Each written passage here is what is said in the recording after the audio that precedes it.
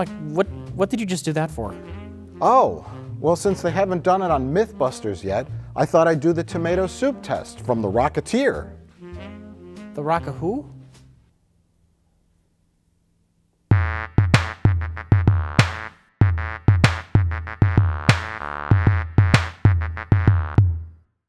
In the famous scene, of course, Cliff Secord, disguised as a waiter, serves soup to Jenny, his girlfriend, and famous movie star Neville Sinclair at the South Seas Club.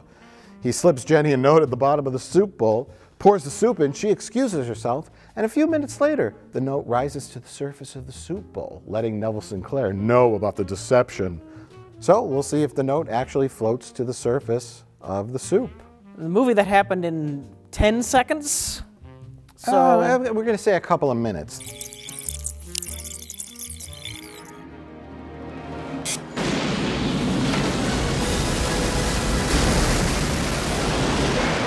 So, The Rocketeer, which is a movie nobody else cares about except for you and me. I will say, watching it now, I can totally understand why a younger person today would not get it. Because our standards now of what action is are so totally different.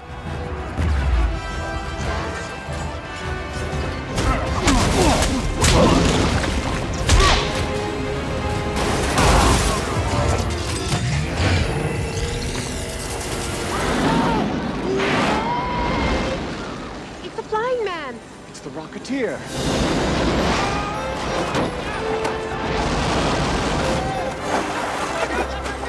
I don't know. See, it's not really an action movie. I mean, it is. It's an action superhero movie. It's not really a superhero movie. What it is, it's an adventure film. It's like a magical adventure, like spy film. It's a bunch of different things. It definitely has the superhero origin story, beat for beat, perfectly constructed.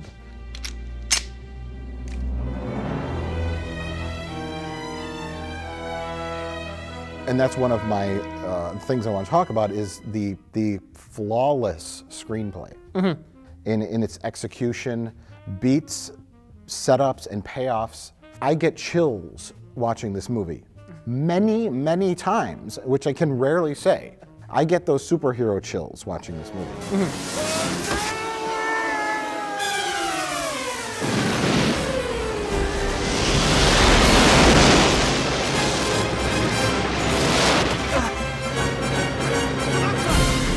But when it came out, it was kind of like mixed reviews. So it was like clearly there was the sequel bait at the end, but they're like no, we're not going to go forward. They gave themselves room for a sequel, but there wasn't enough interest. I'm sorry I ever dreamed the damn thing up. Sir, I wish you would reconsider. And I think the movie might be too clever for general audiences, and there's that question of who does it appeal to? Yeah. Now, as elderly, middle-aged white men, we get all the humor, and it kind of appeals to us. When it came out, there was probably a couple of dads in the audience that went, hey, that's pretty, that's good. And the kids are like, we're bored. I want to watch Space Jam, which wasn't out yet.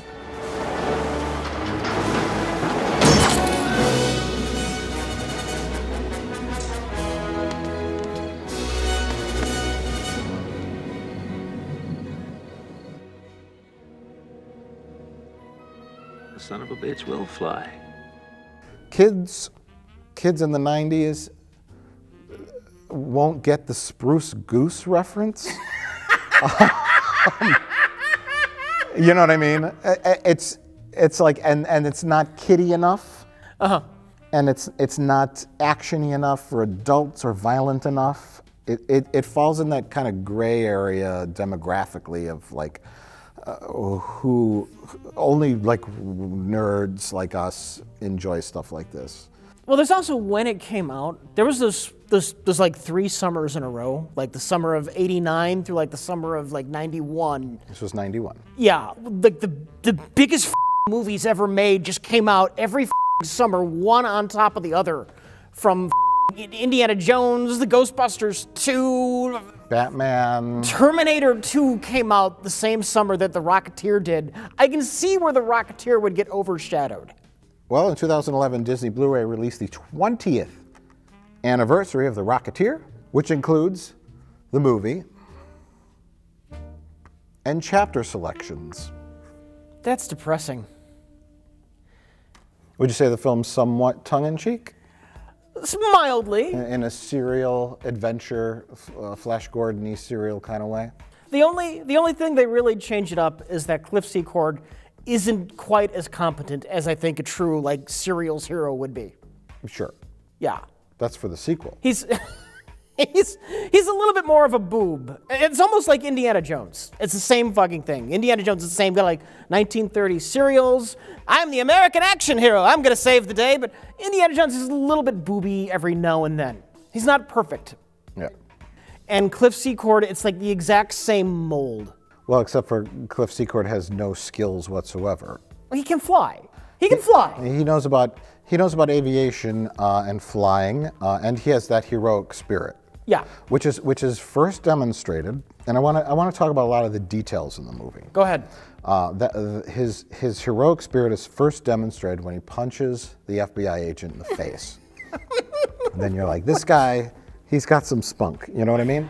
Well, maybe it's time to get a real job. Which you could argue that's definitely the wrong thing to do. Sure. I mean, nowadays, it's kind of frowned upon when you hit a federal officer in the face. It was a different time. That flyboy hangs with my kisser and you let him waltz? Maybe you had it coming. Well, let's take it from the beginning, Rich. All right. The Rocketeer. We start off with Cliff and Peavy. To be fair, we start off with that beautiful fucking score and the door opening.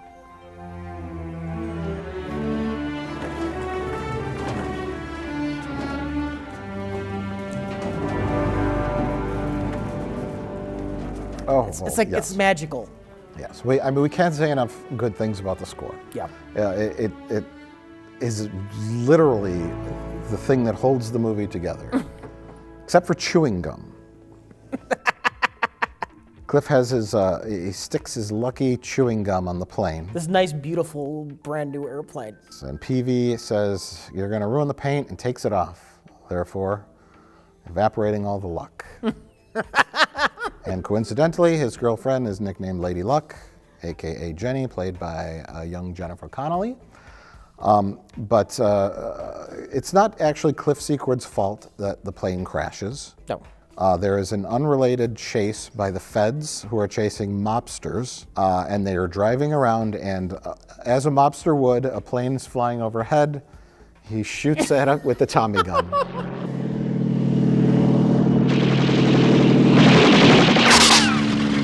Which causes Cliff to crash, and their plane that they've been working on for 5 years is destroyed. And then there's the old switcheroo. The mobsters have stolen the rocket pack, which is our hero's power and or MacGuffin in the film. It's both. It's both, and swap it out with a vacuum cleaner. Page 10 of the script, 10 minutes into the film, discovery of the rocket pack. Oh my. What have we got here? And then first little nice touch in the film, we get a shot of the plane flying over a billboard for Wings of Honor, starring Neville Sinclair. You know, Cliff, once in a while it wouldn't hurt to try someplace new. Maybe away from the airfield. Like where? The Copa? The Brown Derby? Why not the South Seas Club while you're dreaming?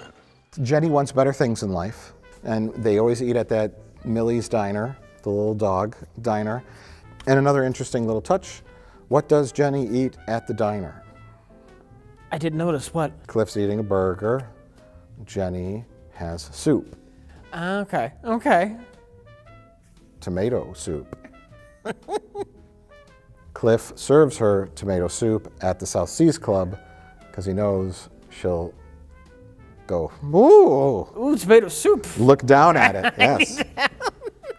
Nice little touch, right? That's nice. Same touch in the scene. We're introduced to Malcolm, our drunk, who fought in World War I. He is given a little tiny plane to fix by the little girl. Yeah, I got the alcoholic shakes. Pops the wheel off. That's what flies in her soup and splashes on her. Right, right. And then, of course, later Malcolm gets behind the wheel of a real plane. So it's a nice little setup. Gets paid off later. Yeah. We're introduced to Timothy Dalton's character, right? The very first scene with him, actually, is him bossing around Paul Sorvino, Valentine, Eddie Valentine, the mob boss. A rocket? Yeah. Kind of saying, well, get me my rocket, you know, and what's a movie star want with a rocket anyway? Paul Sorvino's just hired muscle. Yeah. But that's our first scene to Neville Sinclair, but the real important scene is when Jenny is on set. Prepare to die that we may learn the identity of the Laughing Bandit. Wait. Good heaven, it's original. None of them. Which also includes one of my favorite lines ever, which I still quote to today. And it's acting is acting like you're not acting. Acting is acting like you're not acting. So act, but don't act like you're acting, get it? All right. Why don't we try that? That's the best way the director could explain it to the ditzy lady. Oh, my prince, would that you drink of my lips as deeply? Cut! Who got the part over Jenny, who was much better. Yes, but they're making a comment about, like, nepotism. Wait, nepotism, or they're just way ahead of the Me Too thing. No, she's the producer's niece. Oh, is that it? Okay. Yeah. Jenny gets Me Too'd by W.C. Fields. Mr. W.C. Fields. Oh, charmed, my dear. Doubly charmed. Hey, you got a great set of knockers on you. I'm gonna grab your knockers. Here! Well, the camera like pans down to him. He's like, oh. But Neville Sinclair is shooting his movie, right? Yes. He's the hero in the movie, ironically, because he's the bad guy. And Cliff Secord sneaks on the set, knocks the wall down. It's a wonderful visual metaphor for the fact that Neville Sinclair is basically a fraud and there is a front. He is a fake set, right? he is not who he appears to be, as the sound stage would indicate. You know what I mean? He is a big phony actor. You have this grand set, this castle, and he's this swashbuckler, and all Cliff does is just sort of lean on it, and it falls over. It's just a wonderful little touch. It's not like the deepest. It's just subtle ways of like kind of showing like, this guy, he's no good. You know, obviously. What do you mean you found something? It's an engine, okay? But you strap it to your back and it makes you fly without wings. Well, there's a lot more subtle things, setups and payoffs, things that speak to me on a visual level, such as the soup scene.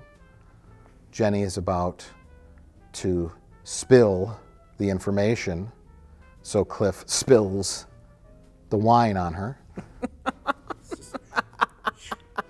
Now he has an engine. Says you strap it on your back and... I'm sorry. You idiot! Yeah. Well, PV and Cliff, they discover in the plane, in the old crop dusting plane, that they have to use now, the rocket, the magical rocket. And there's just some, the fun scenes, like kind of like in Iron Man 1. Like the best part of Iron Man is Iron Man building the suit. And 3, 2, 1. And you have those scenes kind of in here where they like just experiment with the rocket. Like, what the fuck is this thing? What does it do? And they like hit buttons and then, oh my God! I don't see any moving parts. I wouldn't touch that if I were you.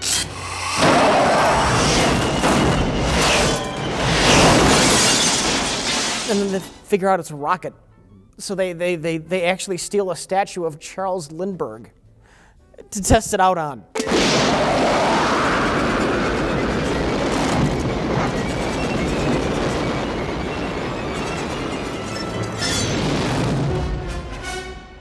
Well, that's always my favorite part of a superhero origin movie is testing and learning of the power. Yeah.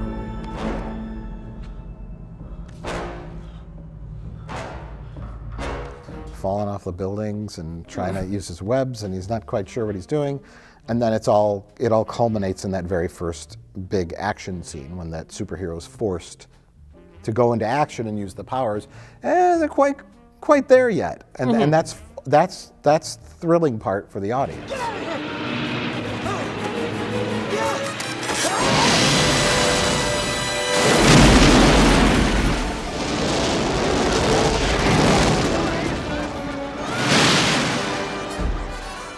And then we're going to need a helmet. Then Peavy discovers that he needs to put a fin on the helmet for direction change. How do I look? Like a hood ornament. But that helmet is just the most perfect Art Deco thing in existence. And that's a whole nother topic, is Rich, I know you have a love for Art Deco. I do. I have an unnatural love for Art Deco. At the end, they end up at Griffith Observatory, which is Art Deco paradise as well. Well, you tell us the magic, the screenplay magic about page 10. Page 10, typically a script is a minute per page on average.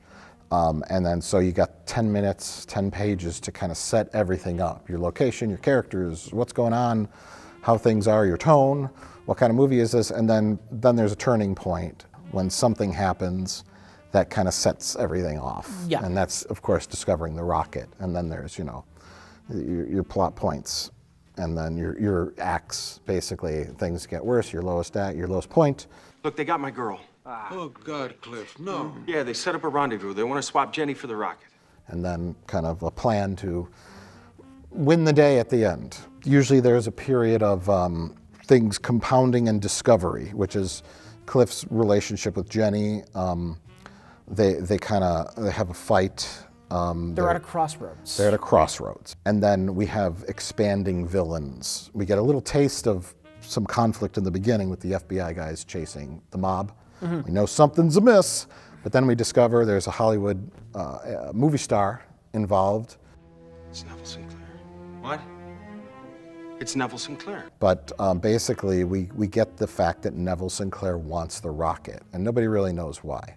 And then, of course, later on in the film, spoilers, if you want to watch, you know, The Rocketeer, Neville Sinclair is a secret Nazi.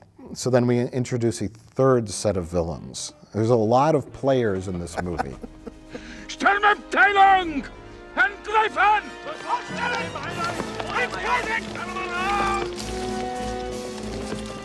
Well, just the whole scene where we discover he's a Nazi, that is just the best payoff for Jenny's character arc. She wants to be the big Hollywood actress. She wants to play a scene with, you know, the big actor, Neville Sinclair. Oh, I auditioned for that part.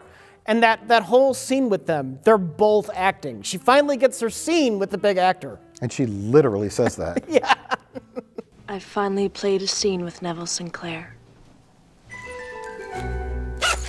They didn't need to hit us over the head, but it was there. It's funny you mention that, because there's a lot of hitting over the head with things.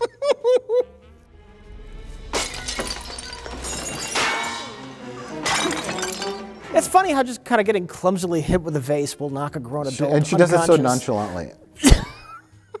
It's like almost like, yeah, this is the part where she knocks him out. And then Jenny hits Frankenstein over the head with the very thing that he hung his hat on with earlier. At the same time, you get that wonderful scene with Howard Hughes, played by Terry O'Quinn, and that great little Nazi propaganda film. Yes. Go ahead, roll it.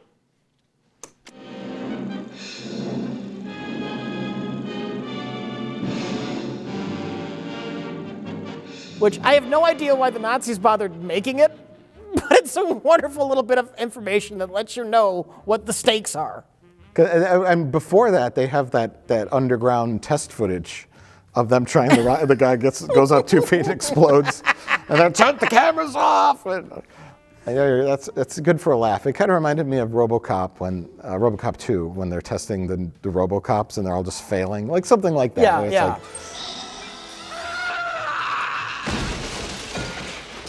yeah, so our stakes, in the span of like a minute in the movie, just really ratcheted up. From This rich guy wants a thing? Yeah, this rich guy wants a thing. So, oh my God, Nazis are going to take over the U.S. But that's all set up. Even Cliff's dislike of Hitler, which at the time was before Hitler started invading other countries. You have like Neville Chamberlain, right? Kind of like the pacifist British Prime Minister. Hitler's, he's okay, I think. You had people like Charles Lindbergh who were just flat out like pro-Hitler. Right. And they go to see a Neville Sinclair film in the theater, and before that is a newsreel. Herr Hitler assures the Western powers he is not massing troops at the Czech border. Here comes the Führer's latest symbol of German progress, the airship Luxembourg. About Hitler's goodwill tour with his Zeppelins, which was real. They had Zeppelins. That was what the Hindenburg was. Yeah. And so it's like, instead of just ending the film where Nazis like come out of the bushes at the Griffith Observatory and just a fucking Zeppelin comes out of nowhere. It's set up. It's properly set up. It's flying from New York to Chicago and then making its final stop in Los Angeles. This giant Nazi Zeppelin. So it was like, okay. And Cliff's like, yeah, right, World Peace Tour. More like Peace of the World Tour. And it's like, okay, all right. Cliff knows Nazis are bad. It's not brilliant. It's just well executed. Yes. And it's not sloppy. I see. It was damn sloppy. Well, then you get that wonderful. You know who else is great in this movie? John Hughes, or Terry Quinn is John Hughes. Because at the same time, Howard Hughes. Huh? John Hughes directed The Breakfast Club. At the same time, you get that wonderful scene with Howard Hughes, played by Terry Quinn. Terry O'Quinn. O'Quinn. Terry O'Quinn? Cut!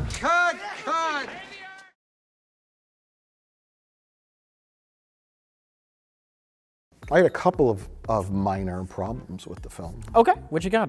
One, when Cliff puts on the waiter's uniform in the South Seas Club, rightfully he pretends to be a waiter to serve soup to Jenny in an attempt to get to talk to her in private. But then when the bad guys come in and start storming in the place, they're going after Cliff, and then he grabs a lady and says, "Mind if I cut in?" and kind of dances with her. Mm-hmm. Go get her. Cutting in. Hey, cut it out. Thank you. He really should have blended in with the staff and pretended. Cliff isn't the brightest bulb. That's less a problem with the movie and a problem with Cliff. My second problem.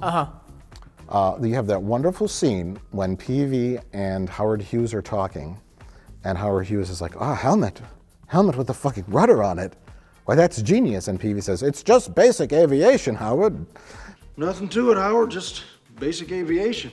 And then so it's like, okay, then a few minutes later, Cliff goes up to the Zeppelin to rescue Jenny. Yeah.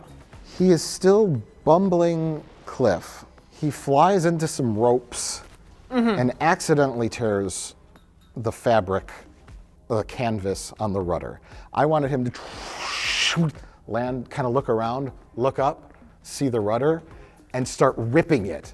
Because as a pilot, he knows if he fucks with the rudder, he's gonna give them problems piloting it. I thought literally the exact same thing when I rewatched this. I had like that. Why was that a bumbling thing? He's a pilot. He knows about aviation. He should be jamming the rudder so they can't get away. They missed an opportunity. It's less a mistake and more a missed opportunity. When he accidentally flies up to save Malcolm and bumps his head into the bottom of the airplane and then falls off the airplane, that's bumbling time. But that's your first adventure scene. He's learning the ropes.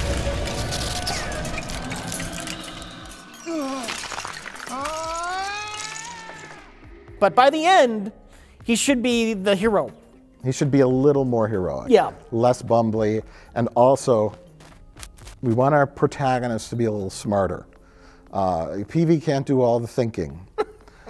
Cliff needed to have a moment where he does something smart. And kind of like, he does do one. He does the gum. The gum at the end is very clever. The ending is clever, yeah. It's a very little thing. One of my favorite little scenes or shots, it's more shot in this movie, is when Valentine, he switched sides at the end. He's fighting against the Nazis. And there's just this little moment where he's shooting at the guns and he looks over and he realizes that him and the FBI, they're both working together fighting the Nazis. It's just a little thing like, haha, we're on the same side now. His line is, I may not make an honest buck, but I'm 100% American, and I don't work for no two-bit Nazi. Maybe not. Look. Up on the dome! It's him! It's the Rocketeer!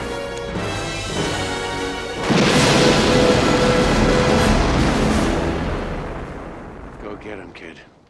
It's the best hero shot of all time. Yeah. And he's got his gun, and he looks around, and Paul Sorvino says, "Go get him, kid," as he flies off towards the Zeppelin. Nobody else can do anything. They're getting away. Only hope, Rocketeer. My brain went to the final demise of Neville Sinclair, and not so great looking special effect.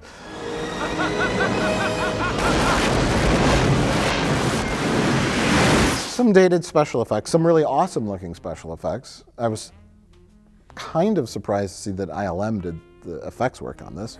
All the distance shots of the Rocketeer shooting up, but a lot of the flying on the green screen stuff. There's one thing, it's not something I don't like, but it is something that makes no sense. I might be able to help with this. I'm okay with it, but okay. Isn't it kind of weird that Peavy and Howard Hughes just schlockily show up in a gyrocopter at the very end? That is awesome. It's awesome, but it makes no sense why they just chose to do that at that exact moment, precisely when they needed to be there because the Zeppelin was blowing up. Run, Jenny! Steady as she goes, Howard. We're only going to get one pass at this. That was awesome. It reminded me of DuckTales. There is, though, that shot that reminds me of Return of the Jedi. It's like, they're like, ooh, hold on, Cliff. Let's get out of here!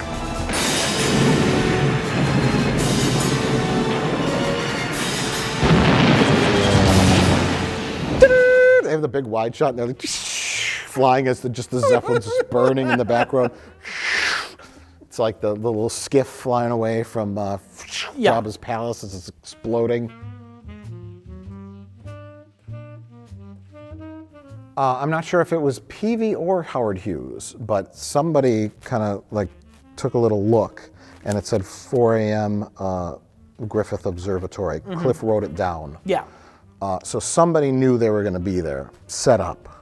Why they decided to fly a little plane to rescue a man who had a rocket pack? Don't know, but it made for a great ending. So Howard Hughes, with his binoculars, saw the Zeppelin. And so then he turns to his best test pilot and says, "Get me that Peavy guy I don't know. We're going to take the experimental gyroplane." Peavy insisted on going. These are cutscenes. Okay, these are scenes that were cut from the movie. Yes. Okay. He says, "Howard, I'm a pilot myself. You haven't been behind the stick in 20 years, Peavy." "Yeah, but Cliff is my friend, and he got me out of a jam." "We awkwardly share a house together." Yeah, I want to talk about that. Threw in a case of the not gays. Yeah. What do you know about women, Peeve? It was 1991, you know. Yeah.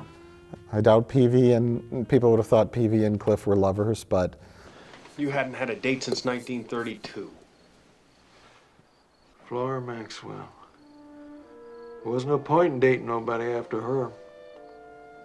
Peavy, you haven't been on a date with a woman in 5 years. Oh. After Maybelle, or whatever her name was, there was no point. After Maybelle. He should have said Chris. At the end, Howard Hughes shows up and gives Cliff Secord a free plane to fly in the Nationals and takes off, and they pull the sticker off and it says Pilot Cliff Secord. And Jenny is there. It was the closest I'll ever get to heaven, Mr. Hughes. Well, maybe not. There needed to be something with her, some kind of closure with her, like, "Jenny, so-and-so from the agency called." It would be nice if she got a speaking part. Yes, you because of your work on the Neville Sinclair film, they're reshooting all those scenes, and you're going to play the princess, replacing Neville Sinclair with Cary Grant. You know, they couldn't finish the picture because Neville Sinclair had flaming debris. They couldn't finish the picture because Neville Sinclair was a Nazi. No, nobody knew that. It was in the paper. It was covered up. I know. He was covered up. He died by flaming debris landing on his tour car. But yeah, Jenny, like you have Millie run out from the restaurant. "Jenny, it's Hollywood. They're on the phone for you. They want you to play the part of the princess." I got to reshoot half the movie. You're going to star with Cary Grant. I agree. That is actually is a big flaw. Yeah. But it's time for her to get home and start making babies. Oh, it's so true. It's so true. I mean, it's 1991 when the film was made, but the film took place in 1938. It should have ended with Cliff going, Jenny, you had your fun in Hollywood. Time to make some babies. Now get home and make babies and dinner. I need dinner. That's how it probably would have ended in 1938. So maybe, but for her character, a solid character, you know, damsel in distress, you know, like you said, serialized kind of movie. Yeah. Fine, but it would have been nice if she got a little piece of the pie too at the end, not just Cliff. Would that you drink of my lips. Thanks. I don't mind if I do. Who basically got everyone killed. She got a nice pension after Cliff died in the war. Okay. Yeah. He probably would have signed up. He had a taste of action. So he would have signed up for World War II. And he would have died as a fighter pilot. You know what? I'm bathing in warm, non-existent nostalgia over the sequel. 4 years later, it opens with B-52 bombers, you know. Here comes Cliff Secord on a rocket, shooting past him. You'd start it with him already having the rocket, not him just being a regular old fighter pilot. And then something comes up where they need to rebuild the rocket because it's a mission that only one man can do, but it's way up on that mountain. We got to take out that Nazi radar. We've got a pilot who flew one of these rockets. His name was Cliff Secord. Get him in here. He's a bumbling fool. We've got a mission for him, a special mission that only he can do. I mean, the possibilities are endless. There's a mountain in the Alps with a Nazi fortress. However, while we're on this subject, I think we've sung the praises of the Rocketeer enough. I can't say enough wonderful things about this movie. But in terms of sequel, you know, Cliff Secord's adventures, although I think I might have seen enough of Cliff Secord. I'm not particularly fond of that character. I think he's a good protagonist. Like the rudder scene, he needed to be a little more intelligent or clever on top of just being heroic. I think there was rumors somewhat recently. A few years ago, I think I know exactly what you're talking about. Yes, and I have not looked into this at all, but I have a feeling that it was troll bait. Yeah. Because it was, they're making a Rocketeer sequel or a reboot, and it's going to be a black woman as the Rocketeer. Yeah. And then I'm like, personally, I love this idea, and I'm going to get into it. Because it got my brain going on all sorts of different things. I have a feeling how this occurred. Do you know how clickbait happens? I know what it is. Here's how it happened. Okay. At some random moment, a press junket was happening, right? Uh-huh. And it was Jennifer Connelly or Bill Campbell or whoever was sitting in a press junket for some other movie that they just made. And the interviewer said, "You remember you were in The Rocketeer?" Yes. What if they remade The Rocketeer and they put a woman in the role, specifically a minority woman? Would you be okay with that? Then they say, "That's a great idea." That's a great idea. I think diversity is wonderful and important nowadays. No one's going to say, "Nah, it should be a white guy." So the second Jennifer Connelly or Bill Campbell or Alan Arkin or Joe Johnston, or anyone says, "Oh, yeah, that would be great, yeah. What's the next question?" Joe Johnston confirms Rocketeer sequel starring black woman. Then someone writes an article, someone comes up with some fucking conceptual art, and it gets posted on comicbookmovie.com, it gets on Twitter. They're making a Rocketeer sequel starring a black lady? Gazorbo.com. Gazorbo.com, yes. Gazorp.com. Yes. And then everyone clicks on it. What are the comments? "It shouldn't be a minority lady," and everyone's screaming and blah, blah, blah, blah, blah, and then someone makes money off clicks. That's probably what happened. But I got to thinking about it, and I'm like, I don't want to see another Cliff Secord adventure. Yeah. One of the finalities of Jenny's character was she stuffed the plans, the blueprints for the rocket pack down her shirt, yes, down her dress, and she gives them to Peavy at the end. And he's like, oh, hey, what's this? Blah, blah, blah. And which is supposed to mean that Peavy's going to build another one for the sequel that never happened. Yeah. And then I was like, hey, okay, a black lady is the Rocketeer. She needs an afro. This needs to take place in the 70s because you still have that bygone era. It can't take place nowadays. It has to take place. Would you go like 70s or like 60s? I'm going 1977. Okay. New York City, the famous Summer of Sam. It's the year Star Wars came out. It's the year Elvis died. There was a famous heat wave in New York City, and for some reason I picture a black lady with an afro as the Rocketeer. And then I thought about it, and I'm like, okay, where does she get? And I haven't thought too much about this. Yeah, you and I can brainstorm this plot, all we want later. But I was like, okay, where does she get the rocket pack? Maybe Peavy took that design and said, Howard Hughes, let's build this. I've got some ideas on how to make it better. And then they started building it. Because right after the Rocketeer ended, World War II started. So maybe the government came in and said, start building this rocket, blah, blah, blah, blah, blah. Obviously, nothing ever happened with it. Peavy and Howard Hughes built a new prototype that's maybe has some little changes to it. When did Howard Hughes die? That's the wonderful thing. Howard Hughes died in 1976. Oh my God. I looked it up. Oh my God, that's perfect. That is the time that Dr. Joseph Yehemchik appeared in the hallway going into the room in the basement where the body has lain since yesterday afternoon.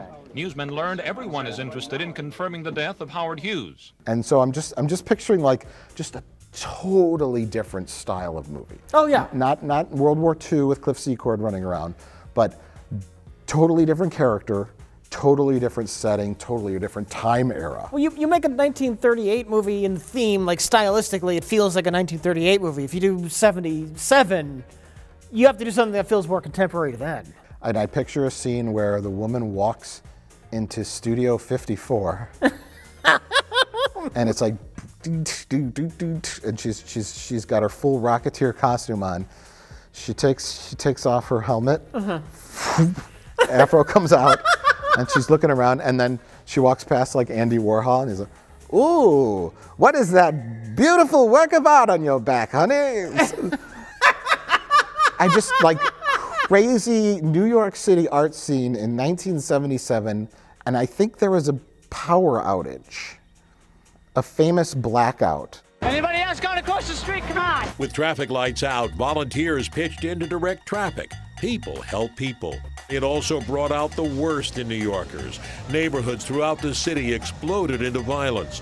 More than 1,600 stores were ransacked, looted, and destroyed. Instead of flying around, rural, the outskirts of Los Angeles. Kind of skyscrapers. Skyscrapers, yeah. And just a totally different storyline. Some kind of like corrupt cops, something. Yes. Her brother was wrongfully accused of something. Yeah. She's got to prove his innocence. Yeah, just something where, and then you have a superhero element. It would be a little dark for children, I think. I don't think that matters at this point. You kind of bump it to that PG-13 level where you have some, she's saying sucker, like a blaxploitation film. Yes. The blackout couldn't have come at a worse time for the city, which already was in the throes of financial crisis. Crime was at an all-time high. The streets were filthy, and a serial killer known as Son of Sam held the city in the grips of fear. Her grandfather was a Tuskegee Airman, or her father, or whatever. Okay, yeah. Yeah. Her father was a Tuskegee Airman. She wants to learn how to fly, but they say you can't. Yeah. No, you're a black woman. You're a black woman. You can't. You can't fly. You can't join our elite airfield, pilots training program. You just don't have it, lady. To the top of the Chrysler Building. To the penthouse of the rich white villain. Sure. Yeah. Sure. But this, it'd be fairly risky, but. It would work. Not an actual blaxploitation film, but just in flavoring. flavoring and in the style of, because that was the era of the blaxploitation film. You have a solid lead protagonist who's likable and smart and heroic. Yeah. But it's just more of the flavor of the style and the settings, going from orange farms in California and Hollywood over to New York City, gritty New York City in the 70s, and Times Square, and you know, just the craziness of that time.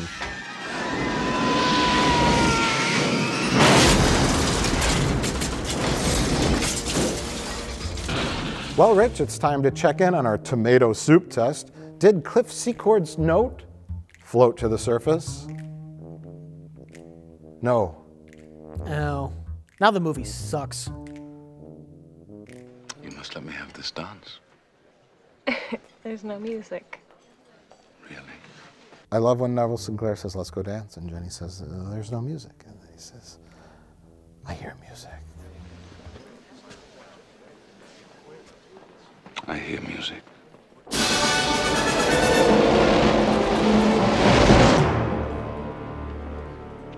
Hard cut.